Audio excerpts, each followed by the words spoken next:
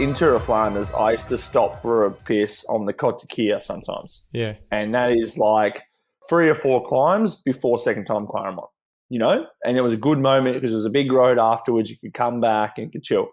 There is no way in hell I am stopping for a piss. I'll never see the front of the bike race again. Like, there is no way. So I'm talking the first cobble section, which is the Lipovenstraat, going into the Paris-Roubaix. That's the first flat cobbles of the Tour of Flanders. That was a full-on running, proper. Really? And you can choose to play the game or you don't have to play the game. And what I mean by that, like, some leaders take the risk of not using the energy and just sitting back in the peloton, but there may be a crash and they may be caught behind it, or they put their team on the front and butcher them into that sector to make sure that they are safe for as long as possible. So, I was boxing on with Pogačar into the first cobble section, like trying to get one wheel in front, and this guy's going on to win the bike race. Oh, not win, but nearly win. And you're just one of the pawns who are getting burnt, and you're next to him. You're like, mate, I don't care how long I have to hold you in the win. I'm just a pawn. Yeah, I'm thanks. But it's true, though. I'm just next to this king or queen, whatever you want to call him, and this little pawn's just getting in the way.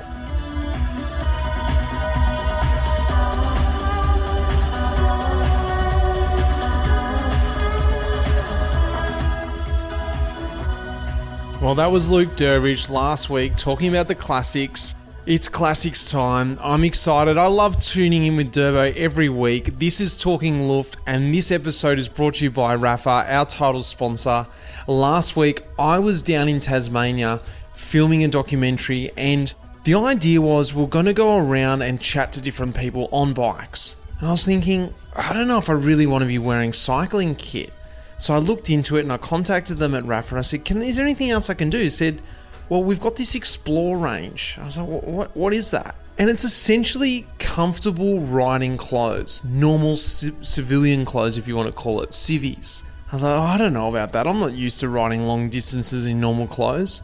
I can tell you firsthand, it was awesome. I loved it. I was camping. I had pants on. I had, a loose t-shirt on. I had my bike bags on my bike. So everything I needed was on my bike and I was comfortable. When I did these interviews, I wasn't standing around in kit all day. It was a new world for me. As you know, this is a new world for me and I'm discovering cycling in a different way. And the kit is coming along with me. Rapha have produced this range, the Explore range, to suit this style of riding. And I can tell you firsthand, it's something I want to do again. If you're not in for that tight Lycra stuff, this is your area. You need to go and check this out. Now on to Talking Luft 3.0. Now, as you know, if you've been listening to the podcast for a while, Luke Durbridge has actually already done 2 Talking Lufts. And he's flipped the mic on me on Talking Luft, so he's a well-groomed person when it comes to Talking Luft. But I thought, I got to get him with 3.0. I've got to think of a new idea. Durbo, I love chatting with him. So what I did is I went away and I created a quiz. We've got the Talking Luft quiz. We sit down with Durbo and I try and catch him out. Sit back and enjoy this one, guys, because I certainly had a lot of fun recording it.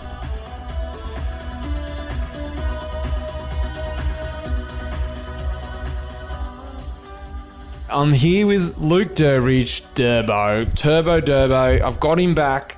I've dragged him out of training once again after Amstel Gold Race. He's doing his recovery ride. He's up in Holland. Are you still in Holland, Durbs? Yep. We're in Vals. In Vals. I know the area very well. Not too far from where I used to live. And we've got Talking Luft 3.0. This is new grounds. There's no one else I would want to try the pod out, a new Talking Luft with than you, mate. Last podcast, I'm the pawn, so keep using me like a pawn. Let's try it out. This has been a hard one to formulate, so let's start. This is now a new idea. It's a quiz. So it's Talking Luft style, the same sort of feel, but now you're going to have to think about things and you're going to have to go deep into your knowledge and everything you've learnt from hanging out with me and everything you've learnt from cycling culture, you need to think on that and produce the answer. You ready? Oh, you're going to hit me this day after Amstel Gold. All right, okay.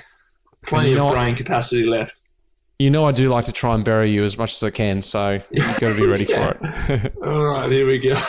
Here we go. All right, let's start with style like we always do. Name the rider who most famously wore this style. Cut cap. Taffy? Taffy, well done, mate. You started very good. I tell you what, you would have been in big trouble if you didn't get that one. That was super easy. Set you up through a bloody floater. Come on. Andreas Taffy, well done, mate. The only guy who ever wore cut cap, more or less. Bandana. Bandana. Clue? Yeah. Italian. Climber. Bartley? No. Passed away. He's already passed away. Oh, Pantani wore a Pantani, well done, mate. Little help, but you got there in the end. Well done. I was thinking of a headband, but yeah, anyway. No gloves. Someone who wears notoriously no gloves. Tom Boonen. Good one, but current day, more than Tom Boonen. He even holds no gloves, even when Tom Boonen wore gloves. I'm talking about winter time. This guy never wears gloves, ever. Well, I know Heinrich Hausler doesn't. Heinrich Hausler, well done, mate. Okay, yeah, okay. Even in winter, he doesn't wear gloves. Never wears gloves. That's his motto. I tried that theory. Like, it's a good theory. It doesn't work in Roubaix, but I mean, when you crash, you really take some skin off. Mullet. Which one? The best mullet of the Peloton in the history of time. Mitch Stocker. No. It's not me. It's not me. Shane Archibald. It's not Shane. Well, Shane's is pretty filthy. It's like the longest one I've ever seen. It's a combination of riding well as well. You have to actually be good. So this guy wasn't just a mullet. Fignon had a mullet too, didn't he? No, he just had long hair. This guy was world champion. Okay. With a mullet. Oh yeah, I know this, but I don't know the name. Didn't you go with Girondo as him? Lauren Brochard.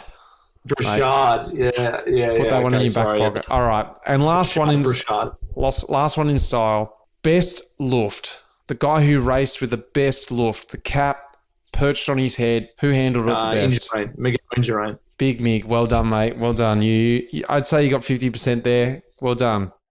Come on. Next topic, bike knowledge. Now, I'm going to run through bike models, and you just need to simply guess the make of the model, if that makes sense. Mm-hmm. All right. You understand what I'm saying with the very first one. Ready? C40. Colnago. Foil. Scott. Super 6 Evo. Canadell. Prince. Ooh, Pinarelli. Well done. Wow, he's rolling. Okay, we're good. There's 10 here, so we've got to keep going. TI. This is going to be hard for you now. TI. Yep. Now this is just. Do you want me to set it up, or you're ready to go for it? De Rosa. This is the 1980 Tour de France winner, and 1985 world champion. Oh. You want one more clue? You own one of the brand. I don't know if you actually own a TI. Raleigh. Well done, mate. You need a fair bit of help there, but you got there. Who was that? Who was the world champ? Yup Zoetemelk. Okay. Dutchy. 110. This is a bit more your era, so it's just a 110. Now, this bike was revolutionary in 1994. An English guy rode it. It was actually revolutionary in 92 at the Olympics, but when it first came into the Tour de France was 1994 with Team Gann. Lotus. Oh, geez. I know. Geez, you know your time trial, don't you? No, famous frame. Who's it famous for then? Boardman. What team was he riding with? What year did it star in the Tour de France? Oh, I couldn't tell you what year. I think he won the stage. Was it in Ireland, maybe? They were there. Team Gann, 1994. Well done, mate. TCR. Giant. Madone. Trek. Oh, well done. KG 381. KG 381. Think French. Iconic brand. Like, look. Well done. We got there. It'd been a bit of help, but yeah. This is a real curveball. Penta. Decathlon. Oh, how'd you know that?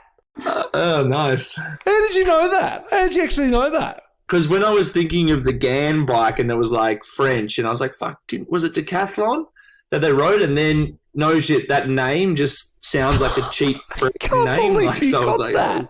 it was a guess, yeah. Oh my gosh, that's amazing. Well done. You saved everything with that one final answer. The bike knowledge that's not bad. Better than style. All right, let's move on to Roubaix. Roubaix is coming this week, so I've got 5 questions about Roubaix. Ready? Yep. Name the 3 Mapei riders who crossed the line together on Roubaix Velodrome in 1996 when they went 1, 2, 3. Everyone knows the photo. They're saluting together. Everyone knows what I'm talking about. Can you name the riders? I think I possibly can only name one. Museo. Okay, where did he finish? He won. Well, okay, well done. That's a good start. But from there, I'm in pretty bad shape. I mean, I could say Taffy was the next one. Whoa, well done. He didn't finish second. So where did he finish? Okay, he was third. Third, well done. Then. But the second rider was another Italian.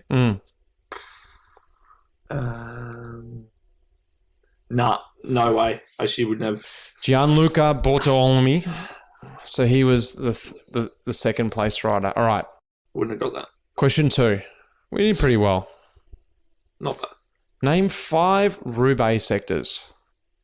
Well, it's funny, like the real names are the actual names you tell them, but we've got 5 Roubaix. We've got Carrefour de l'Arbre. We've got Forest Arenberg. We've got, That's not the exact name. Forest Arenberg. No. Well, Arenberg, whatever. Tornado Arenberg. Yeah, right. Okay, you're sort of getting by. Well, that's the thing. I only know from just like what people say. Orchies is 1, so it's 3. Mark Matteo 4, and then Wallace, Stuart O'Grady section, I call it as well. Then I just have these little like things in my head. I don't know the exact names, but I'm like, I know what sector 13 is. This where Stewie attacked, or that's not Wallace. No. I'm just saying that's how I remember. All right. Well done. You fumbled your way through that. You did better than actually what I thought. All right, then. How long is the track in Roubaix? I don't know that, but can I take a guess? Go for it. 350 metres. This threw me out, I have to admit. I thought it was 333. It felt like a 333 track. It's actually a 500-metre track. Really? It's still... I cannot find any other information that says otherwise. But I worked back. It's way bigger than I'd expected. I worked back from a K to go. You come off that last sector, it's a K to go. Once you go through that Flame Rouge at 1K to go, when you come off the final sector, it's only got to be about 200 metres from there to the track. And then you only do 1.5 laps. So if you work that out metres-wise, 1 lap's 500. So plus that 200, that's 700. Yeah. It has to be a 500-metre track, but it doesn't feel like 500. No. I thought a maximum 400 metres, but... yeah, right. Oh, there you go. 500. Okay, question 4. Who was the winner of the last Wet Roubaix 2002? Oh, actually, I made a mistake here, but I'd still know the winner. The last Wet Roubaix 2002 was Doma Farmer Fritz, I think was the team who won, no? That's what I thought. Sorry, that was 2001. Was there 2 wet ones in a row? Yeah, 2-1 was wet, and that was who are you thinking about? 2001? Hincapie broke his handlebars. No, that's 2002. That's 2002. 2001. He's a director for Ineos right now. Dutch. 2002. No, I'm talking about 2001 now. 2002 is a Belgie. Oh, okay. The Belgie is the Lion of Flanders who won 2002. Oh, okay. So Museo won 2001. Two. Servais Knaven won 2001. Sorry, that's what I was thinking. But yeah, right. Butchered that question, didn't we? Okay. All right. Let's move on. How long was the Forest of Arenberg? I think it's like, I don't know. It's funny. This is hard. Too long. Can I keep guessing? Is this a guessing game? Yeah, or you can just guess. Don't know it. I've got some... Come on, move on. I've got some real big questions coming. 2K. 2.4. Even I knew that one. I didn't have to research that one. Real men know those sort of questions, answers to those questions, mate. Real Roubaix men. All right. Stop slaying me. The next topic is situational. So, it's COVID period. San Remo's in the summer. San Remo's got a different course, Milan-San Remo. So, no one knows what this new climb is. You normally go over the Tricchino and you drop down to the coast. The night before, the team says to you, we're going to drive out 100K and we're going to recon from 100K to 200K and do this new climb that no one's ever done before. This whole area that's really important. They say also in that meeting, the bus is not going to go out. Grab your shoes and your helmet and make sure you put them in the cars as we drive out. You jump in the cars, you drive all the way out there. As you get out there, you arrive, you're putting your shoes on and you just think, where's my helmet? You look in the cars for a spare one. There's no spare helmet. So you've just spent 100K driving out here, a very important section to recon for the new San Remo. Do you, A, don't do the recon, sit in the car, waste a whole day of riding, reconning with the team, and ultimately jeopardizing your position in the race on the oncoming day with your teammates and DS because you haven't ridden that 100 kilometers that they crucially said? B, this is ridiculous. Yeah, keep going. decide to ride in the car until you hopefully see a bike shop and stop and buy a helmet, knowing that almost 100% likely they're not going to have your team-sponsored helmet, which will ultimately cost you about €300, plus a lot of work explaining to higher-up sponsors why you were not wearing a team-sponsored equipment helmet. But you'll still get to hopefully do some recon and you'll be safe. C. What question is this? You notice a small kid on the side of the road, and despite the kid not wanting to give you his helmet, you convince his parents to purchase it off him. You leave the kid crying on the side of the road. The helmet is so small that it's only perched atop your head, so it's not even remotely safe, but you're able to complete the recon, and if any photos are taken, you'll be explained to higher up. Or D, you embrace the situation, you understand that although it's very dangerous riding without a helmet, but is not illegal in Europe, this may be your only chance to able to rock your no helmet style in a real situation. You will be impressing your DS, who ultimately has raced and trained without a helmet his whole career, and therefore you will get to complete the whole recon as planned.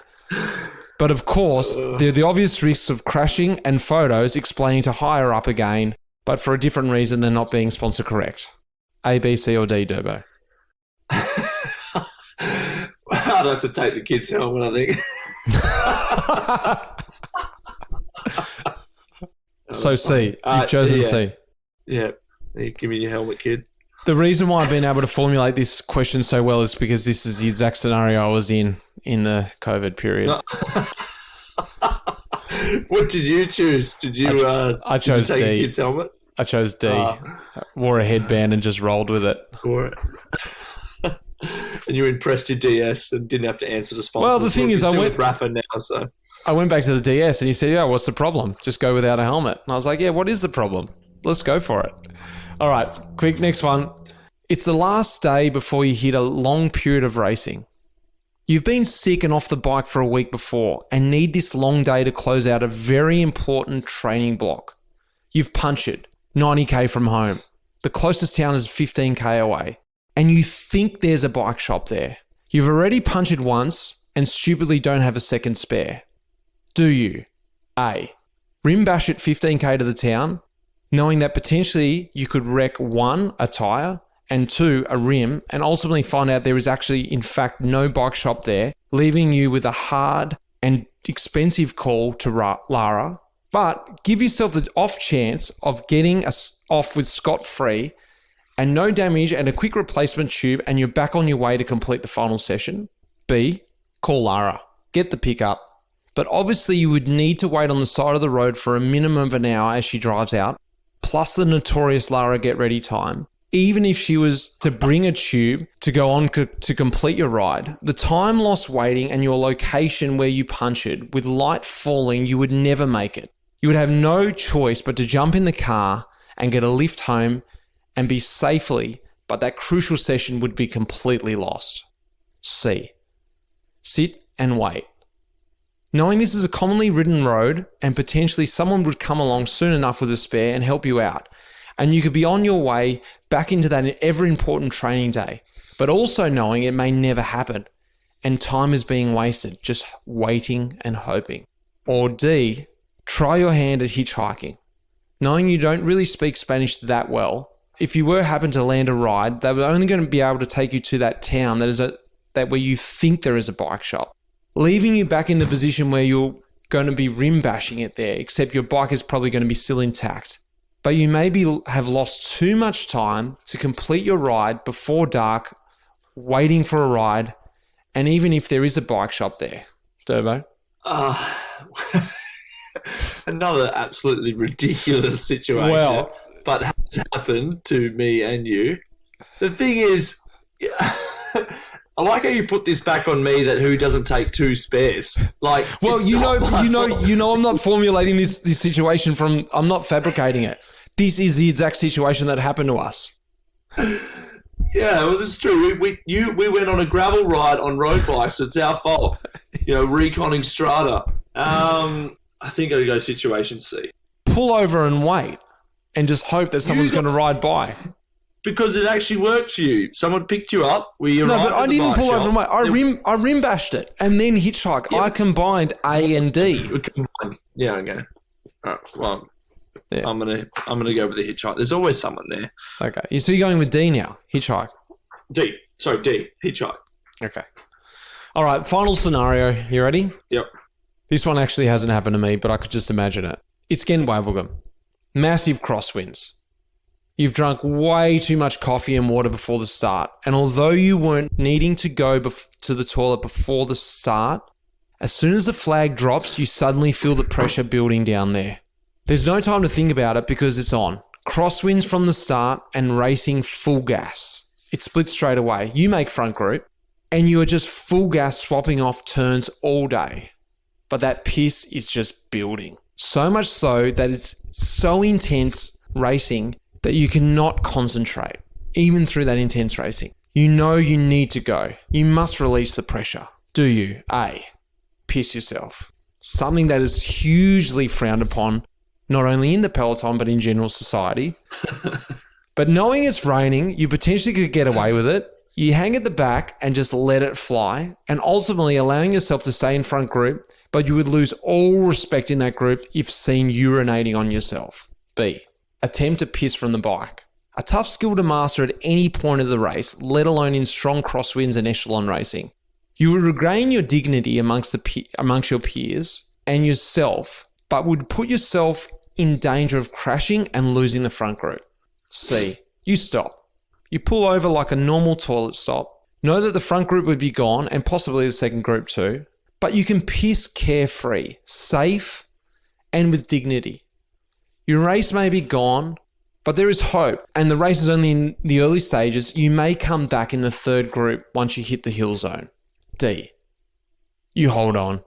Do who knows what damage to your bladder in the short term and the long term, and you would have to continually fight that urge whilst fighting the riders, the rain and the wind and everything.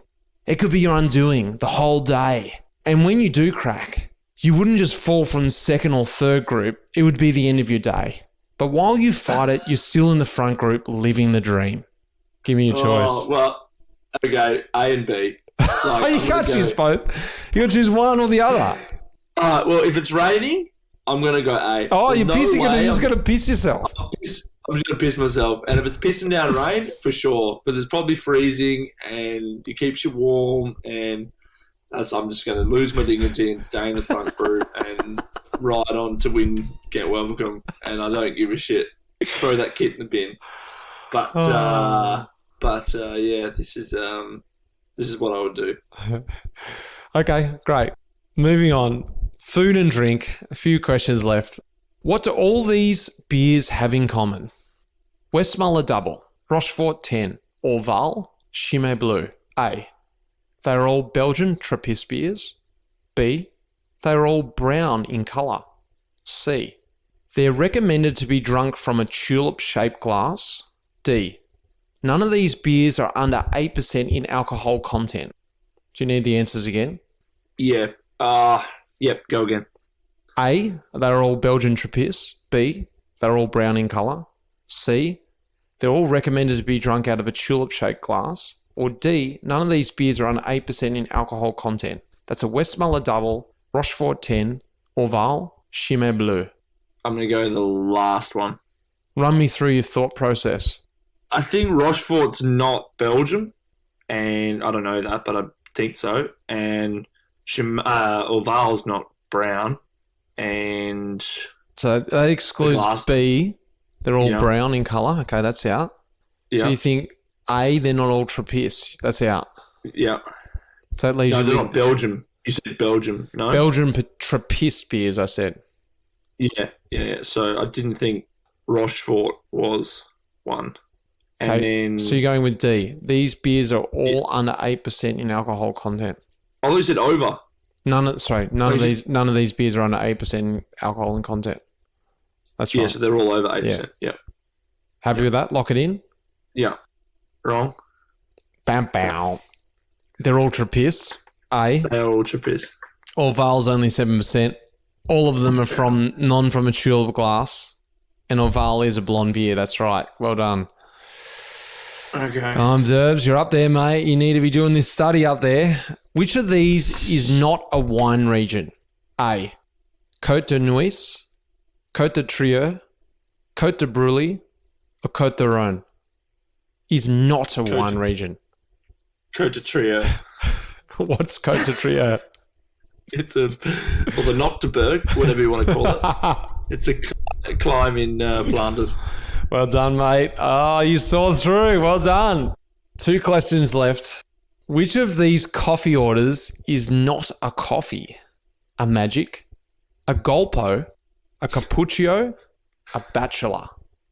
Surely that second one's not a coffee order. A Golpo. Maybe I'm wrong, but even if that is one, I'm not ordering that. You're locking in B? Yeah, I'm locking it in. Like, I struggle to say Magic as it is. So you've had a Bachelor then? No, I don't know, but at least it's a word. Well done. I can't believe you've navigated through that. A Golpo is not a coffee, believe it or not. Surely it's a stupid word that you would come up with. It's actually quite hard coming up for a fake name for a coffee. A Magic is a double ristretto with milk in a tulip glass. A Golpo doesn't exist. Yep. A cappuccino is an Italian word for a cappuccino. And a Bachelor is another word for a flat white in Melbourne. Oh, okay. Or you can get a Golpo. Throw it out there. Yeah, I'll throw it out there. Something from Melbourne, I'm sure. All right, the last question today on Talking Luft 3.0 is about you. This is the topic.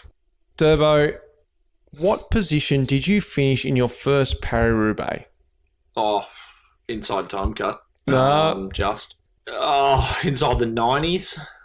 Hundreds. 110. Oh, he got it! I can't believe that! Yes. Well done! Oh, shit. 110. 110. Yeah, right. Well done. Yeah, okay. I thought you might have known that one because I knew it was pretty pinnacle for you. You and Luke Rowe out the back all day, made time cut. 110th. Well done. I can't believe you guessed that. I've had some good guesses today. Good guesses. Oh, mate. Well done navigating your way through Talking Luft 3.0. It's a tough one. This is not all fun and games. This is all tough questions, scenarios, and, whatever you want to call it. The scenarios, absolutely ridiculous, but that was good fun. All those scenarios have been tried and tested. All right. Mate. Thanks, Mitch. That was funny. Thanks, Ters. Cheers, mate. Thanks for having me on.